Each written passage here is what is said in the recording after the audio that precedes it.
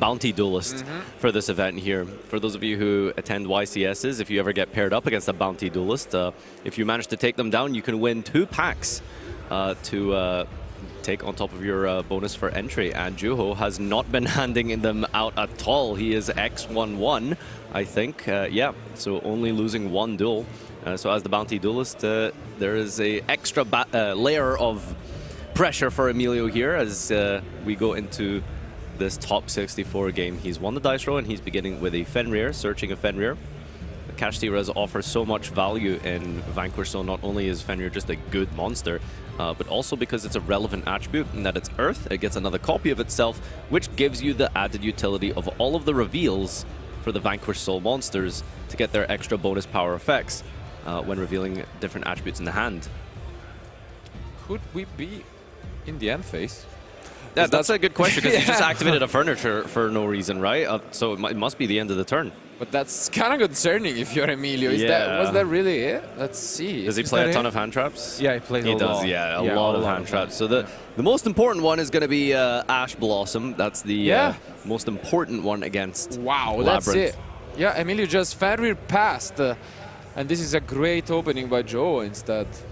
Yeah, no, Stovey Torby discarding, I think that was the big welcome, setting a regular welcome from the deck here. And activating the effect of the big welcome immediately to return the Fenrir to the hand, which means that he can unimpededly activate his... that's the Ash Blossom we were worried about. Yep, he does indeed have it. Ash Blossom, very staple card for a lot of players, but also specifically in Vanquish Soul because it is a fire monster. And it's quite difficult to get relevant and good fire monsters in Vanquish Soul to be able to reveal for those effects of all of your different searches with the Razin, the destruction with Valius. Using the Stovey Torby again, discarding the new Labrynth support card from Age of Overlord. Yep, the Butler. Gets another big welcome to the field here. If we have access to Kuklok, potentially with a normal summon Ariana, and that's going to put Juho in a really good spot here, which he does actually have. Wow, so this Ash Blossom faring quite inconsequentially here. I think we're definitely going to want to try and go for the Kuklok search here. Big welcome into Lovely, trigger the Lady, reveal, bounce. Oh, actually chooses to go for the welcome Labrynth here. Gotta note how beautiful Juho's deck is with the ultimate rare from the new OTS pack, as well as the Starlights of the Labrynth monsters. But for now, it just enters battle phase, pushes some damage. Okay. I think there's a reason we didn't go for the Kuklok line. He probably think he didn't have enough to just win the game right here, so instead he'd rather have you know, more resources for next turn if he's not gonna OTK him, I guess. But welcome, big welcome, gonna get a decent amount of value, especially since you can just do it on your opponent's turn here. Potentially opting to save the effect of the Lady for the opponent's turn so that we can get a relevant trap card that we are aware of, because Juho does main a couple of interesting different tech cards for this specific match. We got Ice Dragon's Prison in the main, searchable directly by the Lady. Also interesting to note, he's playing the Shufflers, the Medora and the Keldo, which act as really good discards for the Stovey and the Chandragleer. That is very interesting, because we have been talking about, you know, how Labrynth players this weekend approached the event, and Juho is not playing skill drain at all, you know? Wow. So it's, yeah, Juho is actually opting to not run any of the continuous trap cards whatsoever anywhere in his list, unless, I guess, you could maybe consider a different Dimension Ground in the side deck. But yeah, stereotype of trap decks is that they try to control the field a lot with the continuous traps, but no goes in, no skill drain, no there can be only one, nothing like that here in the list being piloted here by Juho, almost like a combo deck. For now, Emilio still has to play a card that is not this Fenrir outside of Ash Blossom. Two of his cards in are the other Fenrirs, but it doesn't look like he's got much going on right now. Yeah, just acting as a Kashtira stun pile right here. The various hand traps that Emilio has drawn clearly not so relevant against Juho, other than that Ash Blossom, which we did manage to get around by normal summoning the Ariana, which hits the grave from the battle phase of the attack of Fenrir. 800 damage on the board by Emilio. 34 life points remaining for him. Take a peek at his hand here. He's kind of revealing it. It does look like a big mishmash of monsters, but doesn't appear to be really doing anything with them. I'm wondering what did he draw into, honestly. It's got a DD Crow for sure, but I can't quite tell the rest. 3 draw. Oh, wow. Triple draw and Lockbird is in the hand. That's triple draw against this deck. Yeah, wow. that's not great. And we did not use the lady here, right? Yeah, I think he doesn't want to use the monster effect yet because it'll get hit by Fenrir on the new chain, and you don't want to lose your lovely. So I think by doing it here and waiting, and yeah, even just now, like still not using it because you want to save your lovely here because you're just so far ahead in advantage. You can reset these trap cards, get massive value here. And now you can use it because you can just get rid of the Fenrir if you want. Yep. So makes sense. Very well played by Joho. Gets to destroy the Fenrir and then trigger the Stovey Torby, returning it, resetting the welcome with its effect from the graveyard onto the field. Masterfully played here by Juho. Gotta give credit to Ryan Yu. I think was one of the first people I saw running the Keldo and Medora in the deck list here. Getting 3rd place in the recent Duelist Cup for Master Duel on that race to the World Championship of 24. Resets the welcome, and yeah, there is the destruction of Lovely, clearing the path for game potentially here. Those Droll and Lockbirds sure looking kind of sad. If anything, I probably would have wanted to set one at least, you know, block some damage. But yeah, this seems like it will be Joho game in just a matter of seconds. Obviously, Droll and Lock, we mentioned that you did a couple times, Nadir, the most popular entrap this weekend, overtaking Ash Blossom and Joyous Spring, but unfortunately, definitely not good against Labrynth, and if you draw 3 copies, probably not good against anything right now. So. Yeah, that's one of the great aspects of Labrynth is that it doesn't really lose to any particular hand trap except specifically Ash Blossom, which is, you know, going to be just a 3 of, potentially some people not even maining it. You have the protection of the lady against targeting effects, so Imperm, Veiler, they don't really help too much, and that's just going to be pushing for game, and Juho takes down game. All right, we are back here into game number 2. Juho has taken a swift victory from game 1. Emilio opening quite a poor hand, I suppose. A little bit unfortunate. So many Droll and Lockbirds would have been fine against something like Manadium, I guess, but that's much better. Yep. You got Razin, that's the most important normal summon in the deck. Ash Blossom comes down on the Razin, though. Not going to be able to get the all-important search and fueling your hand with the different attributes. So we can add with the Fenrir, that's going to give us an Earth monster. We've got a really cool Link monster of the Vanquish Soul, the Rock of the Vanquisher, unique Link 1, recycling resources from your graveyard and bringing out those monsters from the hand here. As we pick up the Fenrir from the deck.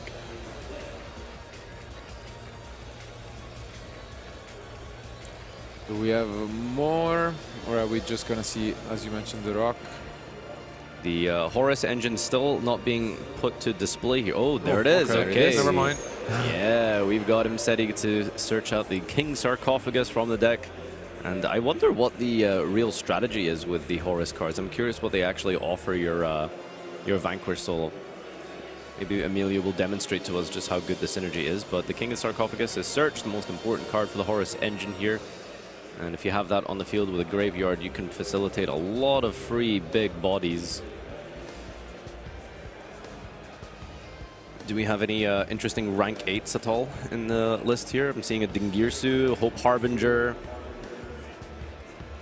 Yeah, nothing particularly crazy against Labrynth. Sometimes that it's one of those matchups where you just kind of have to take your concessions because it is not very possible to prepare for everything right now in the main and side potentially. So see if the Horus engine can do much here. Here's that Rock of the Vanquisher. Yeah, this card's really good, just be able to generate so much advantage, keep you in the game, get your resources going. And yeah, we're adding back the Razin from our grave to our hand. Vanquish Soul seems to really just print cards. It just has so much advantage. You're always adding and drawing with the Borgor.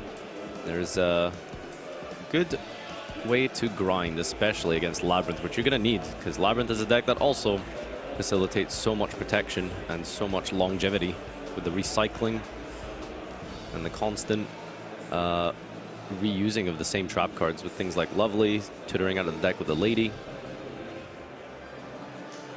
And I think Vanquish is not an easy deck to play against. I mean, game one, unfortunately, I mean, it was what it was, no? Oh, but plays back to Joe, actually. So still kind of an underwhelming opening, I want to say, in this matchup.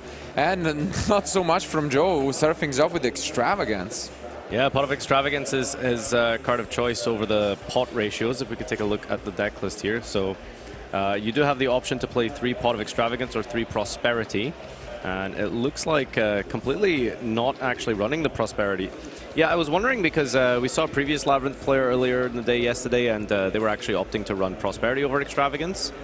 So the sort of benefit is that Prosperity is 1 less card, but it's like a very specific card, digging deep for a particular combo piece you might need. But Juho going with the Extravagance because raw card advantage sometimes might just be better. Yeah, I think it makes sense. We talked about this yesterday in another matchup, and I think having Extravagance in the Labrynth deck and giving you, the extra card you may need in that moment might be impactful. Yeah, the discard as well of all of the furniture is relevant too, so having a raw card advantage is particularly important in that circumstance. All right, here is the Rock of the Vanquisher summoning the Razin from the hand. Another Ash Blossom comes down from Juho here.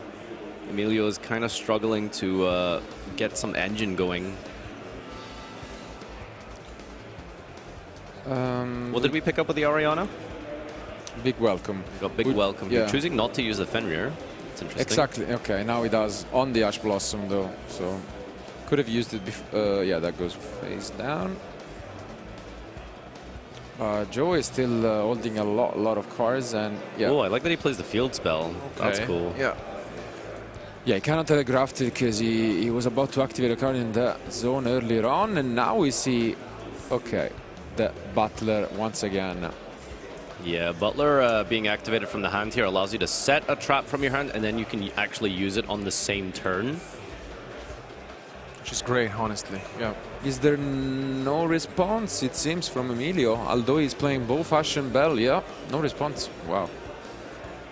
Yeah, Ash Bell, super important here, but has not drawn any of them, unfortunately.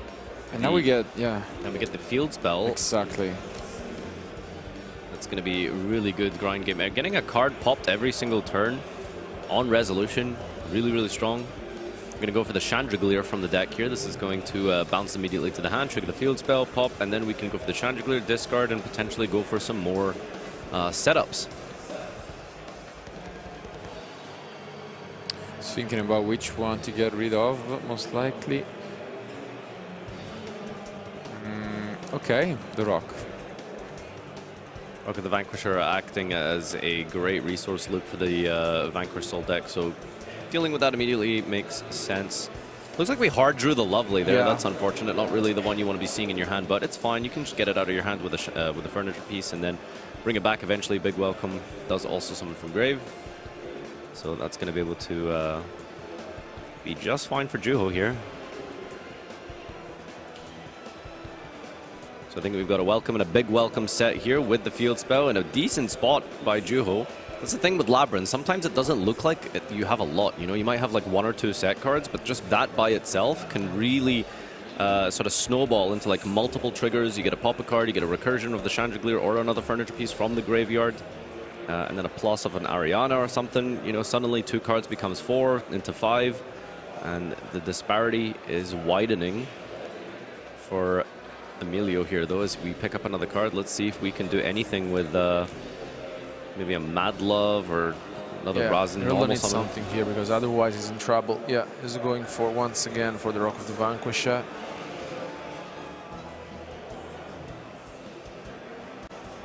I'm gonna use his effect. But okay, gonna get met by an impermanence. So yeah, Infinite Impermanence is one of the few non-engine trap cards we're actually utilizing in the deck here. But yeah, important enough that going second, you need some kind of answers if you play against a particularly powerful combo deck. A Clutch Imperm could probably potentially save you. And also on top of that, it's very important because it does not trigger the effects of things like Talents and Thrusts. So one of the better hand traps in the game. I think he activated in the same column as Impermanence. Oh, that's interesting. Yeah. Though to be fair, we don't really need the effect of the King Sarcophagus. It just needs to be present to bring back. But we'll see if that actually comes up here.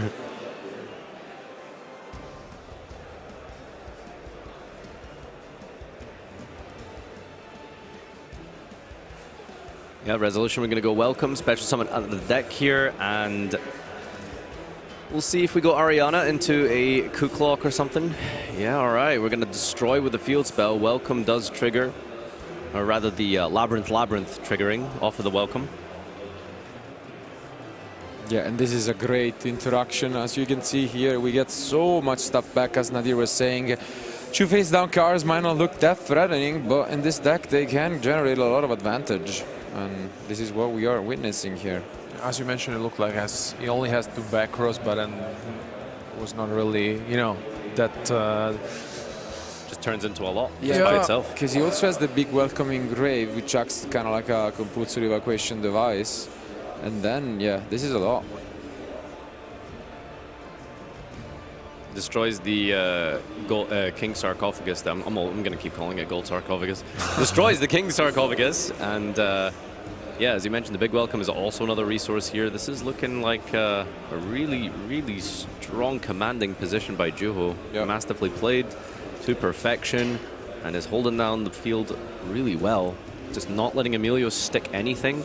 Can't really hold down any sort of normal summon. The Rock of the Vanquisher is healed, but that's been impermed. All this card advantage. Let's see. What is he summoning? Looks like a Pantera. Yep, it is Pantera. Oh, and another reason, okay. Joe played the entire game trying to stop Emilio from resolving a Raisin, but finally, for the first time in like 4 attempts, that will be successful. So, yeah, this is going to be a little bit rough here because Juho does not have any more disruptions, which means that Emilio can actually keep pushing forward here as we've dropped that all-important Razin to get our search now. there is that big welcome again, but yeah, that's about it. True, yeah, we do have the big welcome grave effect. Finally, have we may used have to see. Lovely Pop? I don't think so. Was it not on the... So, because we Oh, definitely used no, Labrynth. Yeah, on the sarcophagus, right? the sarcophagus, yeah.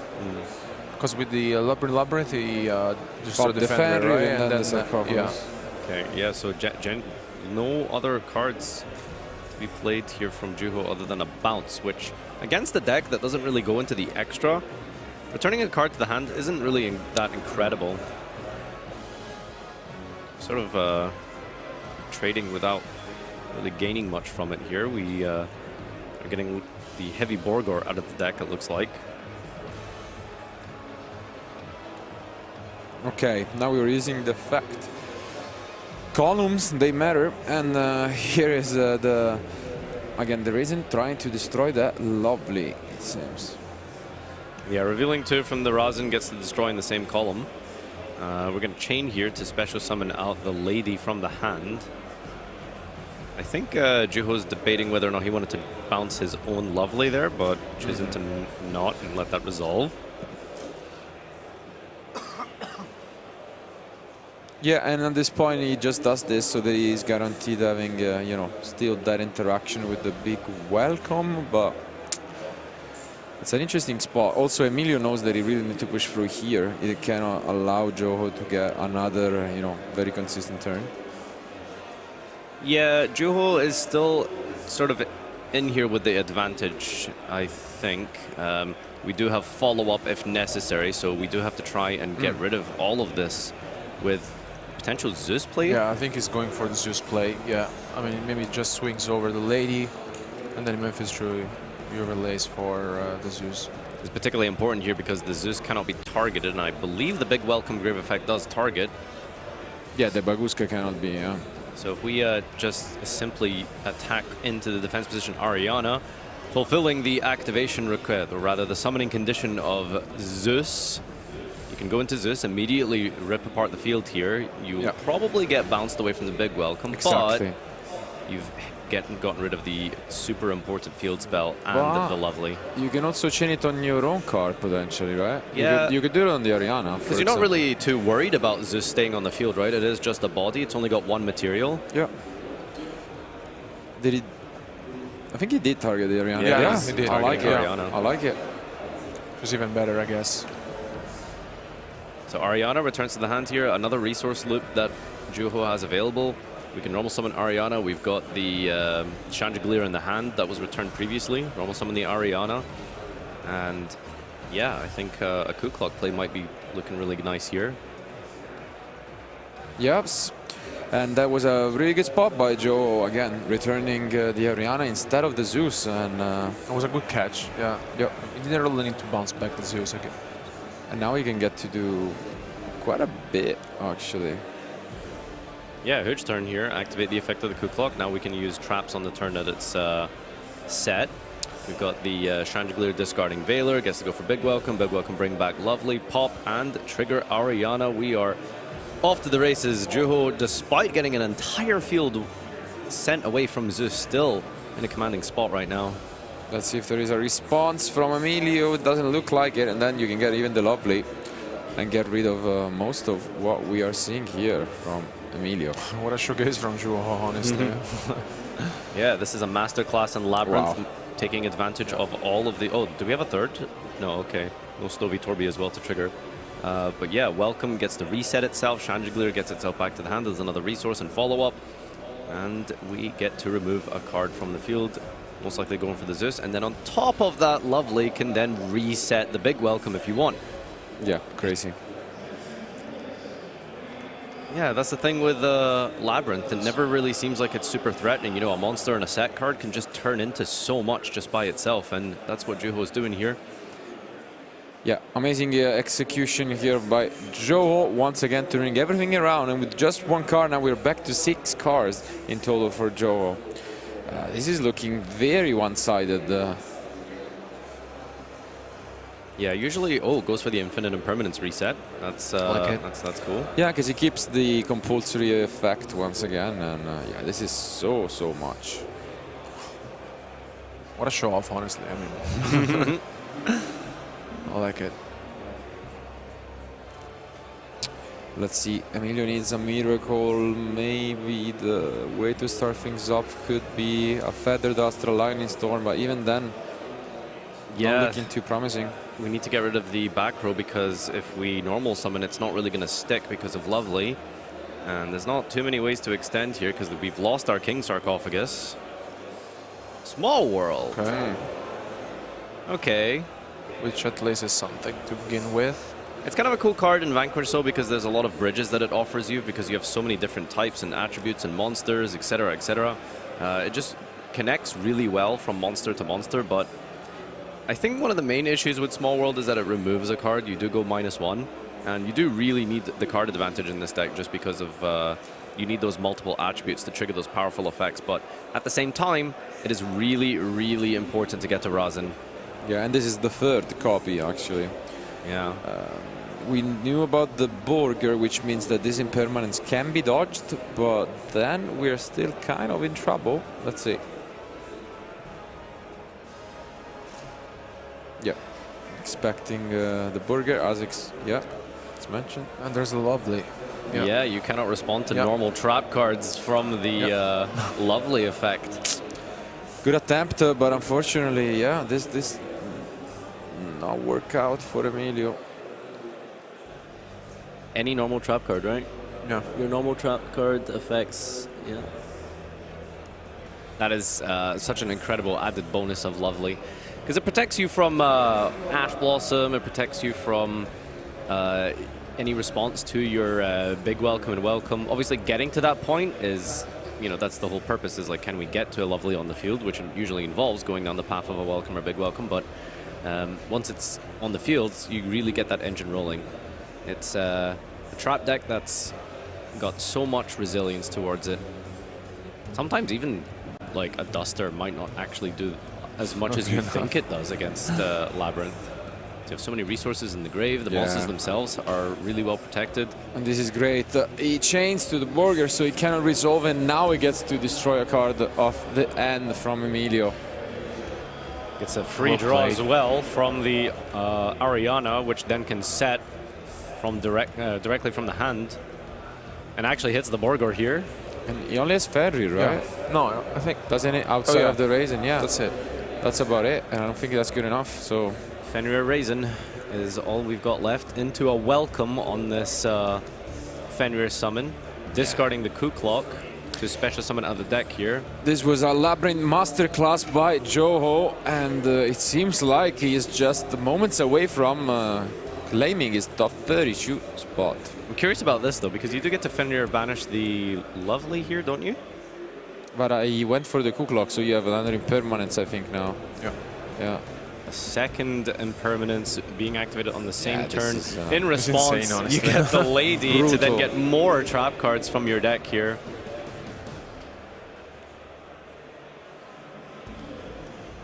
Yeah, this is correct. I think the judges are checking if that welcome was set this turn. No, maybe the column of the impermanence. No, No, it's okay. Was it? No, but the impermanence only affects Your opponent. your opponent, right? Yeah, yeah. That's it? No, it affects the whole column. All. I think also yours. Yeah, it does for sure. I think that's what they're checking. Yeah. Oh, did we imperm the own imperm Yeah, column? we did. Oh, that's- Wow, I've never okay. seen that happen. Oh no! Yeah, we were teasing that Emilio actually put the Gold Sark, Gold Sark, the King Sark in the same column. I mean, yeah. But Joe imperming his own imperm. That's the first. I'm never gonna let him live down from this. All right. Interesting. Yeah, he's smiling. I mean, Yeah, I mean, it's okay. I mean, this Yeah, is still can happen. a lot, but Yeah, I guess to attack over the Fenrir in the battle phase, activate the big welcome, bring back Lovely, bounce the.